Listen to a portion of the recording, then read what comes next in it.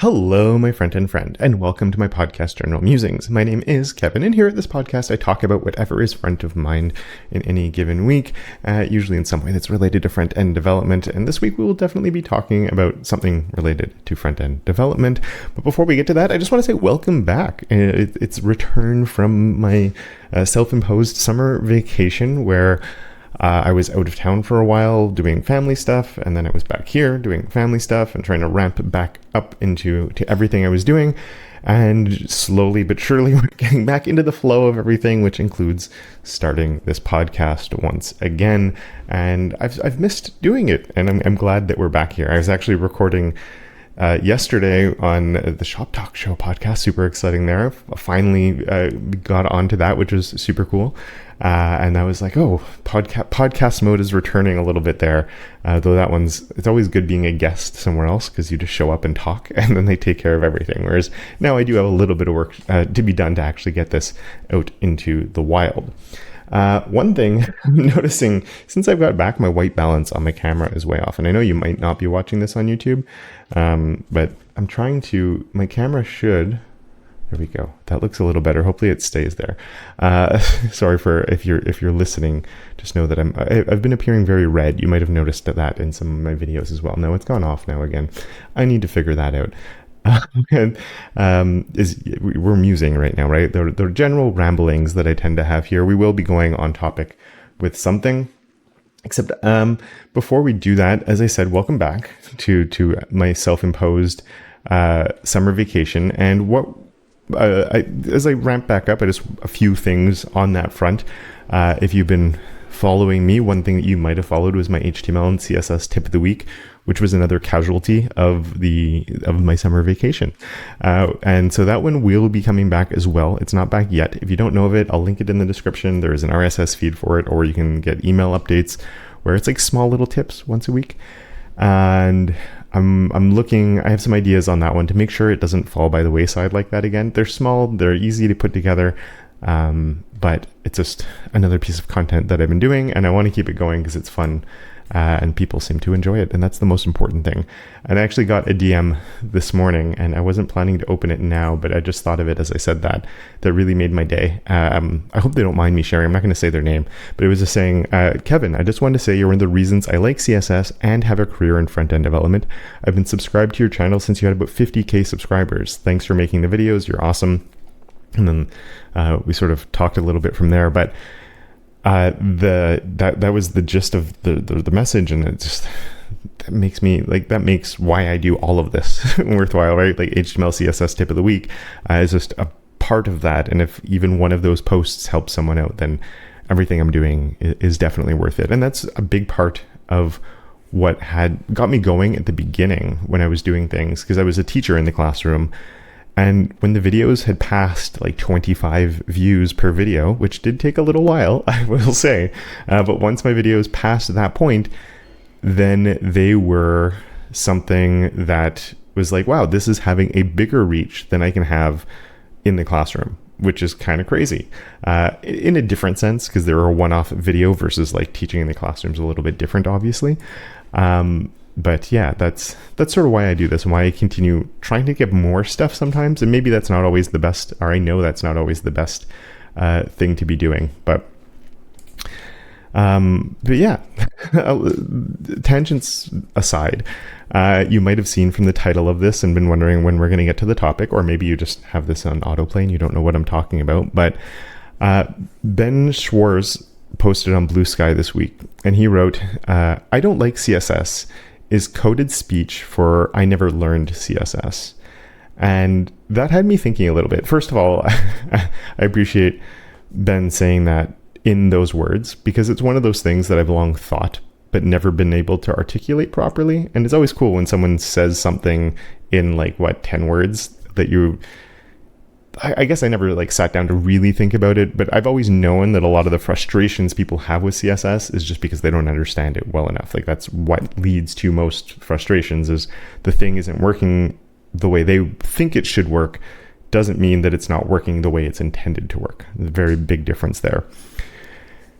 And the reason I don't even know what the title of this podcast is. I said that. I do know it's going to be something like, do we need to start CSS over again?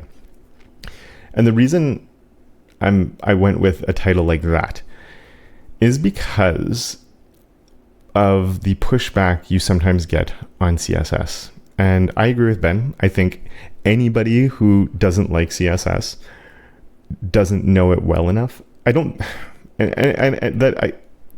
Actually, this will go back a little bit to the DM that I'd mentioned that I got, to saying how I helped that person like CSS and enjoy CSS. And I've had a lot of messages like that over the years, whether it's on YouTube comments, emails, DMs, of people saying, I hated CSS. It was the part of my day I disliked the most. And now it's the part that I actually look forward to, or just I'm not hating it anymore, and things like that. And that's why I always had some sort of slogan over the years, especially when I realized I was more of a CSS person than anything else, about, helping you fall in love with CSS. And if I can't get you to fall in love with it, then I'm hopefully going to help you be a little bit less frustrated by it. I haven't said that one in a while, so I stumbled a little there, but that's sort of my goal, right?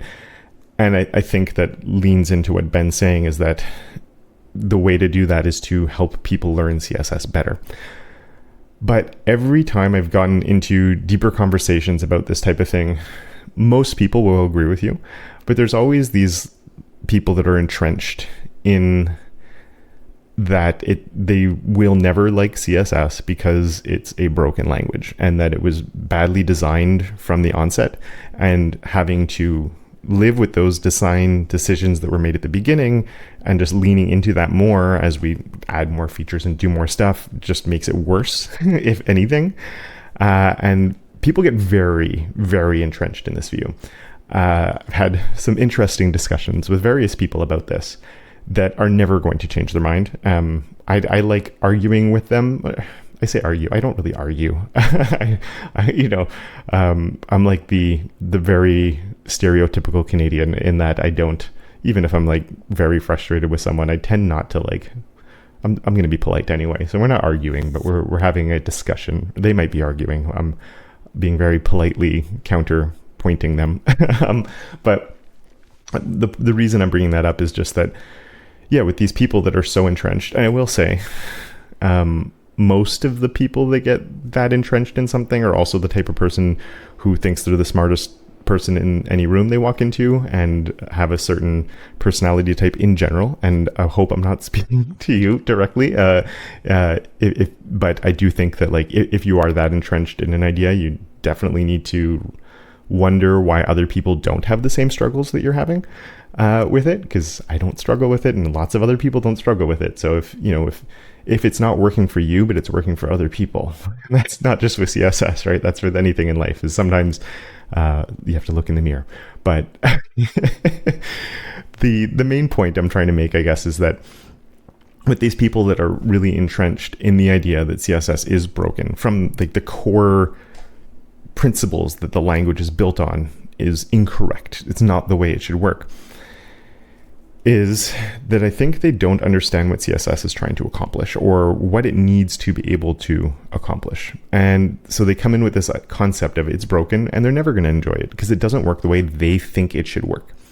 But again, not thinking the way, if you think it doesn't work properly, or sometimes it could be something that it's just, you learn it and you go, okay, that's counterintuitive, that's dumb. But the more I've learned about CSS, the more of the counterintuitiveness of it goes away. Because there are some things that definitely you go, well, this should work this other way. That would make more sense. But then you understand, and I can't think of an example. I wish I had one on hand here. But then once you understand a bit more of the fundamentals that build up to that point, you go, oh, I get it now. And I think that's what's enabled me to be a better teacher of CSS, is understanding those fundamental parts of it.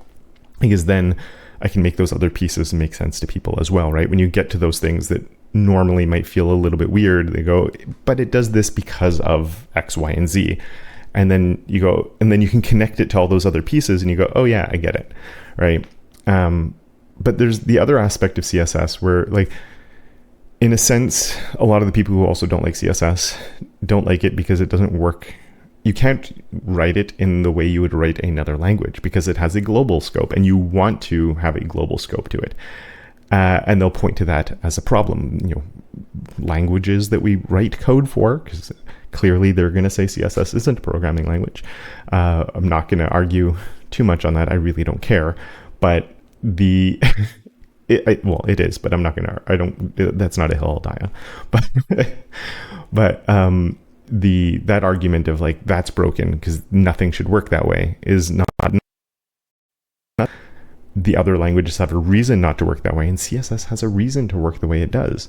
Another thing that people will point to often is that there's clearly fundamental issues with CSS because look at all of the varying solutions we've come up with to try and solve problems that arise when authoring CSS, right? So there's, back in the day we had like Bootstrap. I guess we still have Bootstrap now, but in that era when Bootstrap was gaining to like where like becoming this huge thing, there was a lot of other ones. Foundation was another one that comes to mind that I actually quite like. Foundation I liked at the time.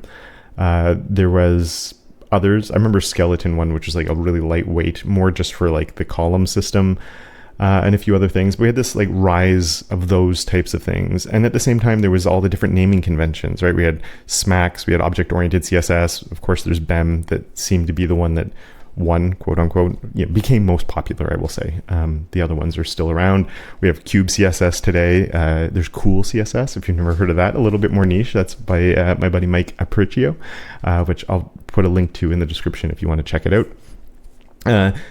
But yeah, there's like all these different naming conventions that are coming. But if CSS wasn't quote unquote broken, why would we need all of these different, like why would people, what problem are these solving? That problem shouldn't exist in the first place, potentially.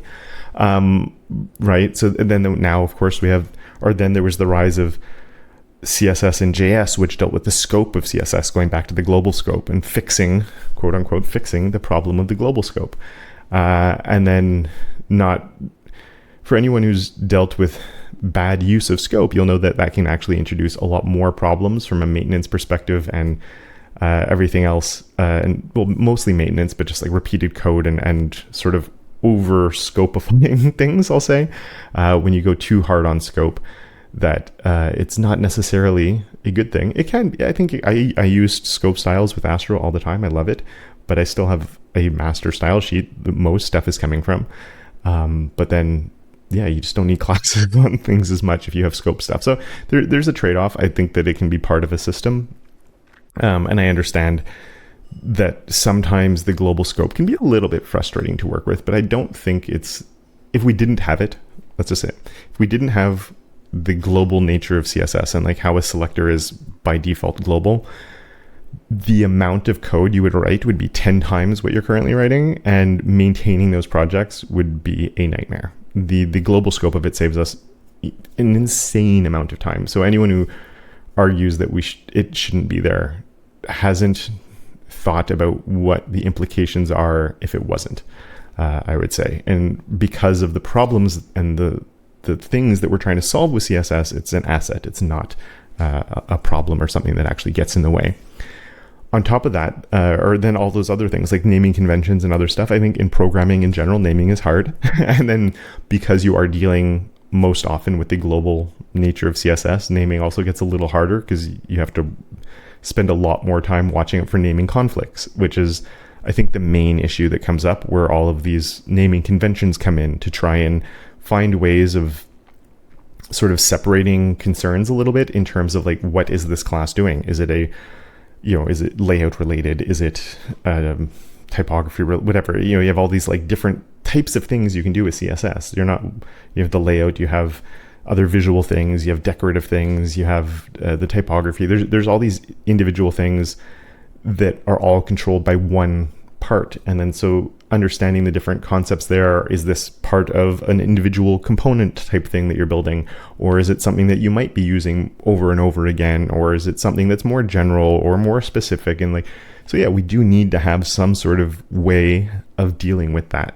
And the reason I think we have so many different naming conventions is because lots of people like working in different ways and have different ideas on the best way to solve that. and you might use one of them and it works, but then it doesn't quite work. So then you come up with your own, right? And I think that's the main reason we have so many different options there.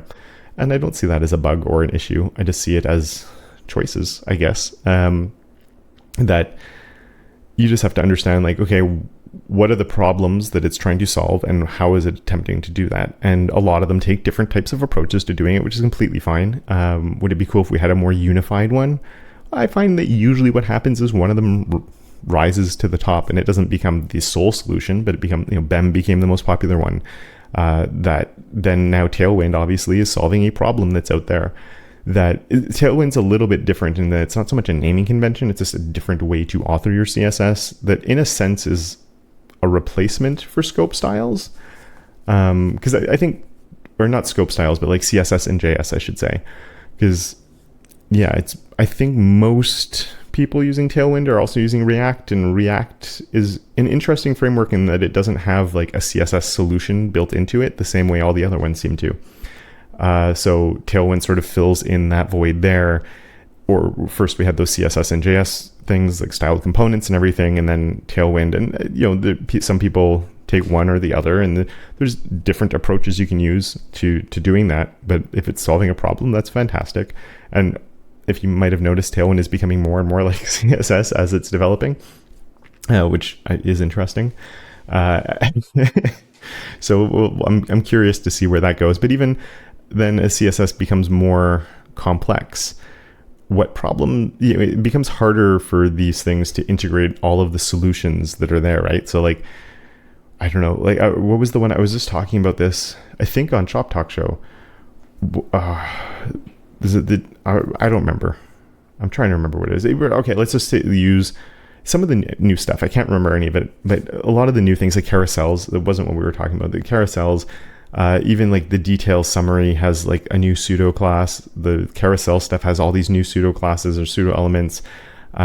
There's so many new little bits that are coming out that you need to use to be able to use some of the modern CSS stuff that I don't know necessarily. And I'm sure it's smart people working on these things. They might come up with solutions, but I find they just become more like difficult to use a little bit. And like at one point, just writing the CSS becomes a little bit easier.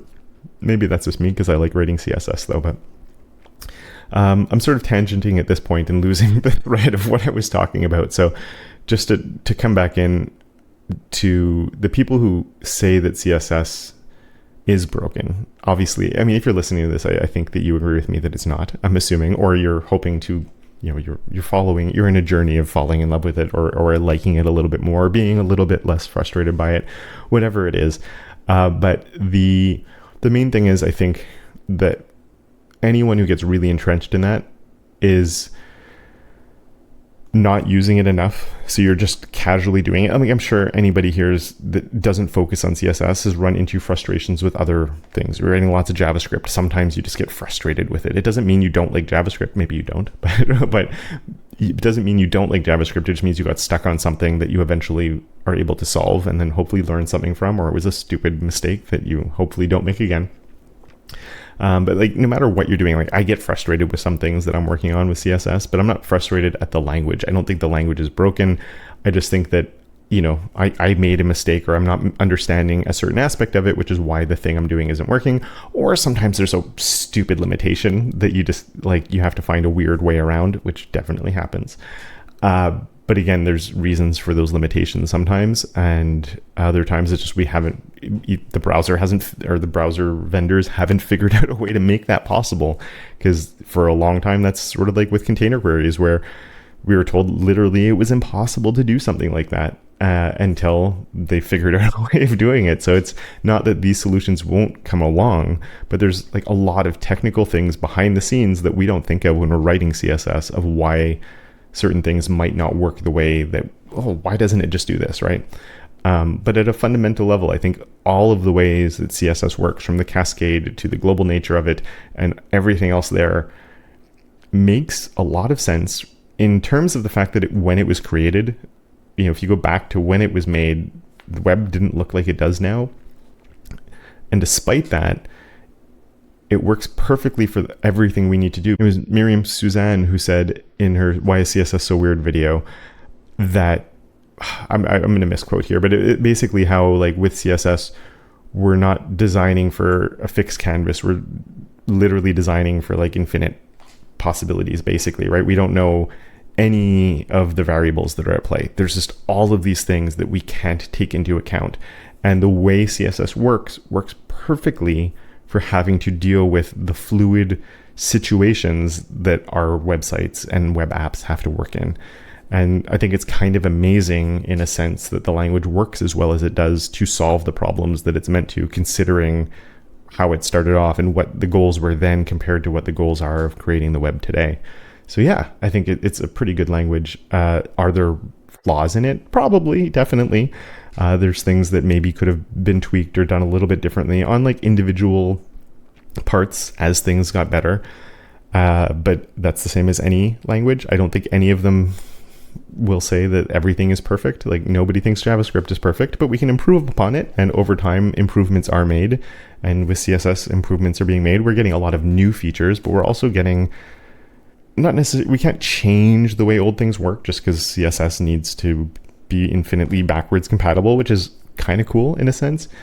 But also like, we're getting new features added into like block, right? So on a display block element, you can do an align content of center now, and it will vertically align the thing. That was added because why not? The browser is able to do that calculation now. So hey, why not add that to block? It didn't exist before, but there's no reason we can't add that. We have the height of stretch now, or like stretch is a value in block as well. So instead of 100%, which can cause overflows, we can just say stretch now, and it will just fill up the space the same way width auto works, which is cool. Now, you do need to define width on apparent for this to work still. It's not a stretch in any situation, but still awesome that we have that now. It's something that we needed, and they're like, oh, we can add that in now. Why not? And so they did, and we have it. And so like there are certain things that are getting easier, including the old stuff, and there's all the new features coming along to solve new problems and other existing, new solutions to like hard things that we could solve before that are becoming a lot easier too. We can animate and transition to height auto, and auto values are intrinsic values now too. Like all these things that were just, you couldn't do forever that are becoming possible, plus all the new stuff that's coming. It's all very exciting. And so yes, obviously, I think when you started this, you knew that I wasn't going to say CSS needs to be thrown in the trash and started over again. But I think it's an important thing to realize that CSS has to be different from other languages because it's solving very different problems from other languages. And maybe that could have been the entire thing. I should have opened with that maybe and then talked about what those different challenges and other things are. But here we are. I've rambled on for a little while, and I hope you enjoyed this one. Welcome back. Or if you're a new listener, welcome for the very first time. Thank you very much for listening. And until next time, don't forget to make your corner of the internet just a little bit more awesome.